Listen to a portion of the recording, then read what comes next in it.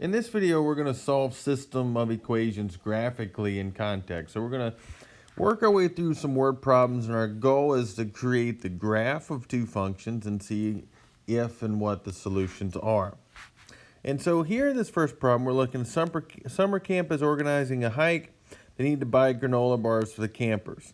Granola bars come in both small boxes and large boxes.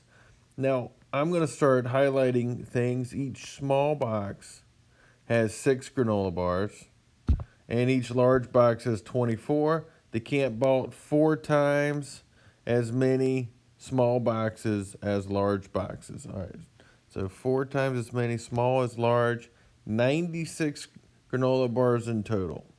Okay, so what we have to do is we have to create an equation based on the number of small boxes and the number of large boxes of granola bars. So we're going to label some variables here. We'll let S represent the number of small boxes, and we'll let L represent the number of large boxes. Now, what we know is that they can't bought 4 times as many small boxes as large boxes, so we'll say S is equal to 4 times L.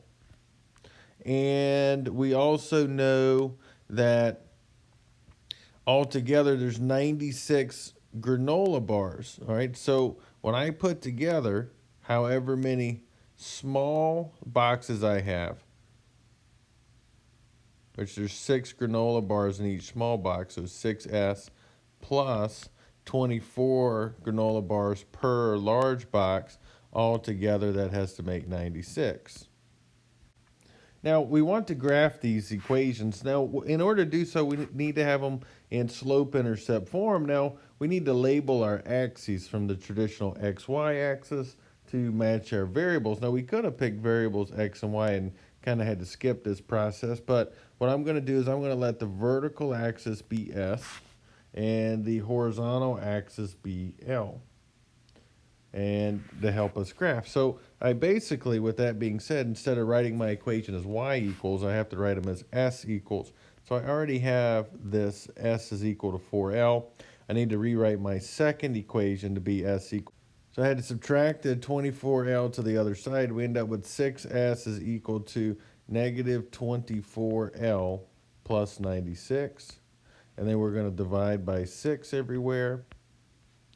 And then we'll have our second equation, the graph, which would be S is equal to negative 4L plus 96 divided by 6, 16.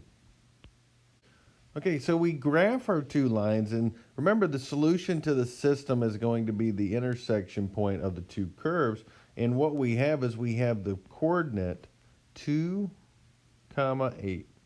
Now, we have to put this coordinate back into context. And so what we have is 2 in context of our problem is representative of L, and 8 is representative of S. And so what we have is we have 2 large boxes and 8 small boxes.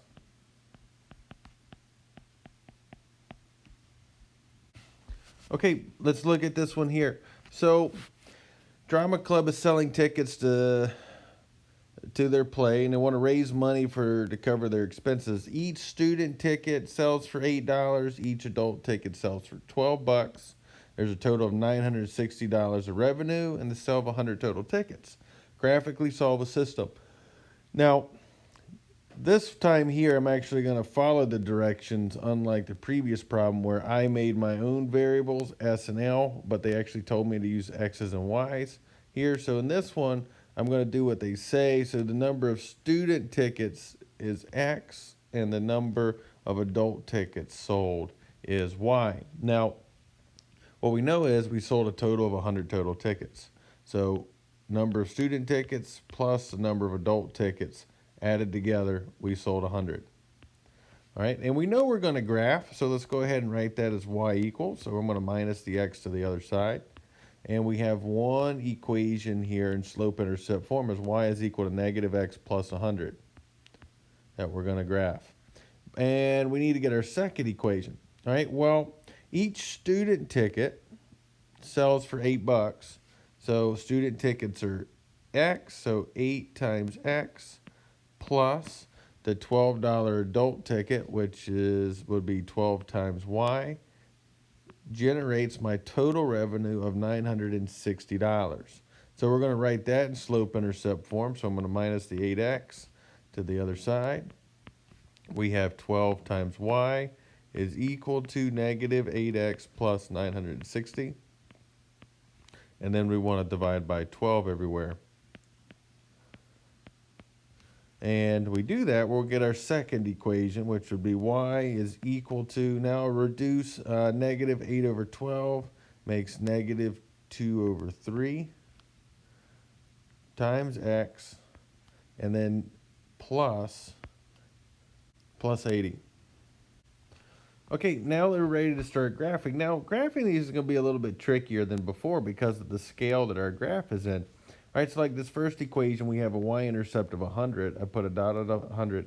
My slope is supposed to be negative 1. Now, I just don't assume that I go down 1 over 1 because of the scales of the graph.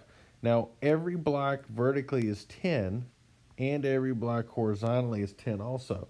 So I just make sure I got to keep the ratio, because negative 1 would be the same thing as going down 10, right 10. Down 10, right 10. And then I would continue that on to finish my graph.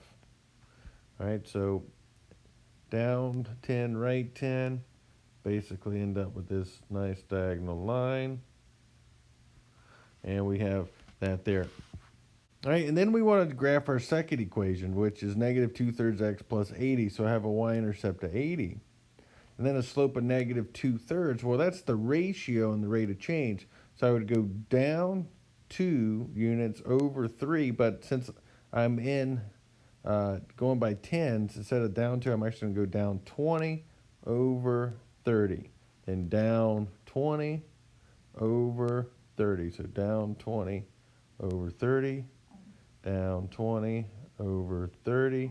And then I would just keep going with that. So down 20 over 30, down 20 over 30.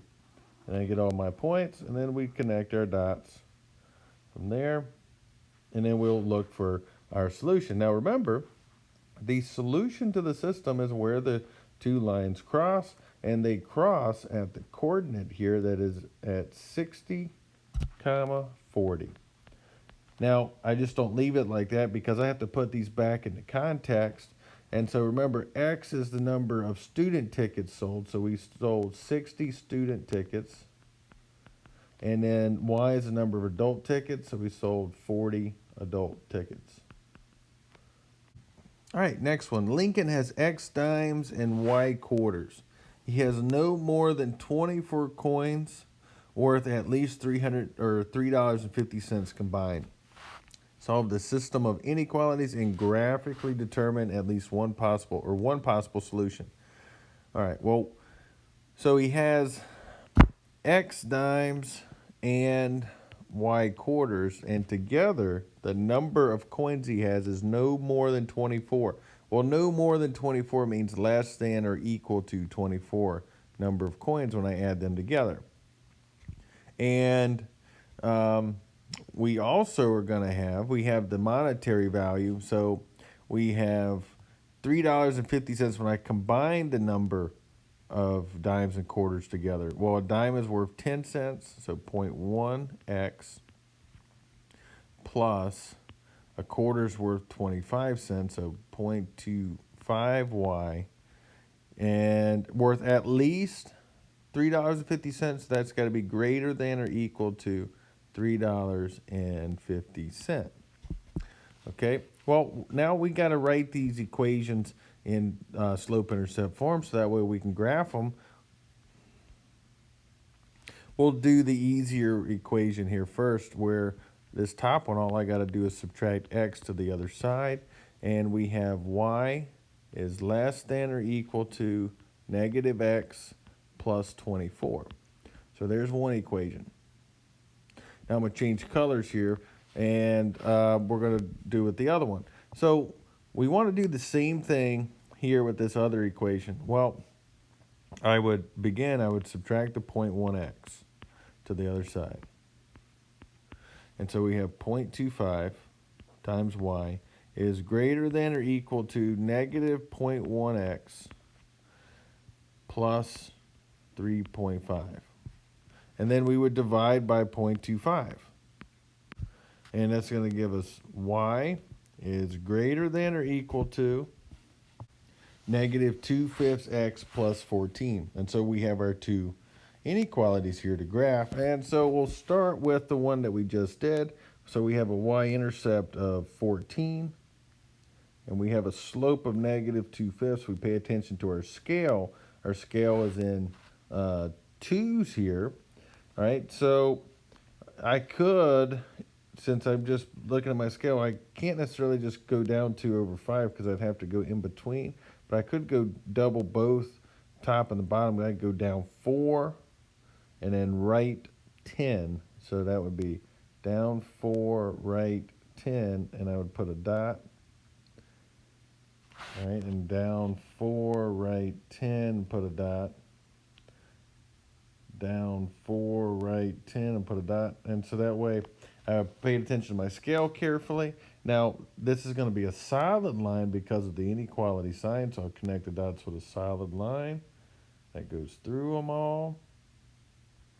All right, and according to the inequality, since y is on the side that is on the big side of the inequality sign, we would shade above. So everywhere above that line would satisfy that inequality there. Now, we also have a second system to account for, and that's my red equation with a y-intercept of 24. And we have a slope of negative 1, so I'd go down 1, right 1, but in this case it would be down 2, right 2. And then we would continue that pattern on. And I'm going to go all the way through here, hoping to see that the two graphs would cross. Solid line here again. So make a solid line. And according to that inequality, we want to shade under the line.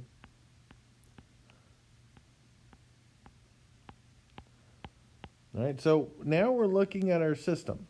And so remember, for an inequality system, the solutions lie in the common overlapped area here in purple. So what they wanted us to do here was just pick one possible solution. So I'm going to pick a coordinate that falls inside of there. Let me get a color that'd be easy to see and all of that. And so I'm going to go with this one here. That coordinate there that I just highlighted falls inside of that shaded region, which has a coordinate of 4 by 16. We just put it back into context. So 4 dimes and 16 quarters is a possible scenario to this problem here. Okay, new problem. Jack and his children went to a restaurant and they sell hamburgers for $6 and tacos for $2 each. Jack has $30 to spend and must buy at least 8 hamburgers and tacos altogether. Okay, so they tell us that X is hamburgers and Y represents the tacos. All right, so he has to buy at least 8 hamburgers and hot dogs altogether. So that's going to be X plus Y. Now, at least means that's got to be greater than or equal to 8. All right, so since we're going to solve it by graphing, let's go ahead and move that X to the other side so that way it's in slope-intercept form. So we got Y is greater than or equal to negative X plus 8. That's one of our equations we're going to graph. Now we're going to work on our second equation. I'll change colors. And he has to spend, he only has $30 to spend. That doesn't mean he's got to spend exactly $30. He just can't spend more than what he has. So $6 for each taco, all right? And tacos are $2 each, which would be 2. Y is the number, represents tacos, so it'd be 2Y. And then plus $6 for each hamburger, so 6X. That has to be less than or equal to the amount of money he has in his pocket, which is $30. Now we're going to put that in slope-intercept form, so we'll minus the 6x to the other side. We have 2y is less than or equal to negative 6x plus 30. And then we divide everything by 2. And we get for this inequality, y is less than or equal to negative 3x plus 15. Now we're ready to graph our system here. So we'll start with the green equation. So we have a y-intercept of 15, and we have a slope of negative 3. I just look at the scale of my graph. It goes in ones. All right, so we can just go down and over. So I need to go down 3 and right 1. Down 3, right 1. And keep doing that until I run out of room.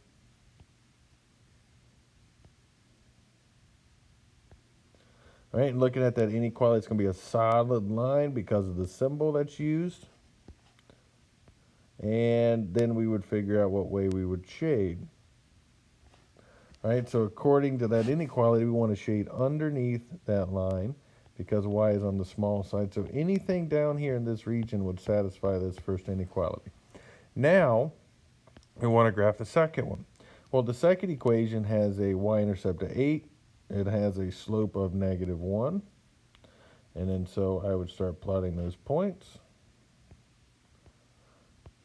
And then that's also going to be a solid line according to the inequality. And we're going to shade above it this time. So everything above this line would be a solution to the red inequality. Now the solution to the system is in the commonly shaded region. So it's going to be what is the area that is shaded by both. So that'd be right up in here in pink. Now we want to pick a possible solution. A possible solution is going to be, now we're going to have to buy a whole taco or a whole hamburger. It's going to be anywhere at a lattice point. So it's perfectly in the corner of our box. So like any of these points that I'm highlighting up in here would work. We have a bunch of possible scenarios. I'm just going to write one of those down. I'm going to write 2, 7 down as one of my possible answers, and then put it back in context. So X is the number of tacos, so 2 tacos, or he could buy 7 hamburgers.